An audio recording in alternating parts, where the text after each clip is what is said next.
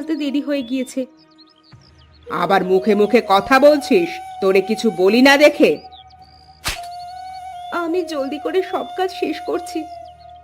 তাই কর, না হলে তোর কপালে আরো দুঃখ আছে।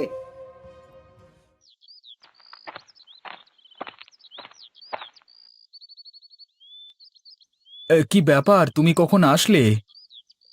এই তো কিছুক্ষণ আগেই আসলাম, এসেই রান্না বসিয়ে দিয়েছি। ভালো করেছো, অনেক ক্ষুধা পেয়েছে। ঠিক আছে, তুমি গোসল করে নাও, আমি রান্না শেষ করছি। ঠিক আছে।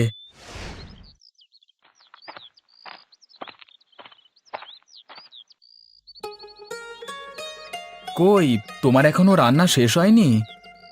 এই তো হয়ে গেছেই প্রায়। তা তোমার আজকে কত টাকা ইনকাম হলো? জুতো পালিশ করতে পারলে? আর বলো না, এখন আর মানুষ আগের মতো জুতো সেলাই করে পরে না। একটু ছিঁড়ে গেলেই আবার নতুন জুতো কিনে নেয়। এভাবে চললে তো আর সংসার চলবে না।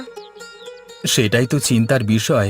এখনকার বড় লোকেরা এমন ব্যবহার করে যেন আমরা মানুষই না। কেন, কি হয়েছে?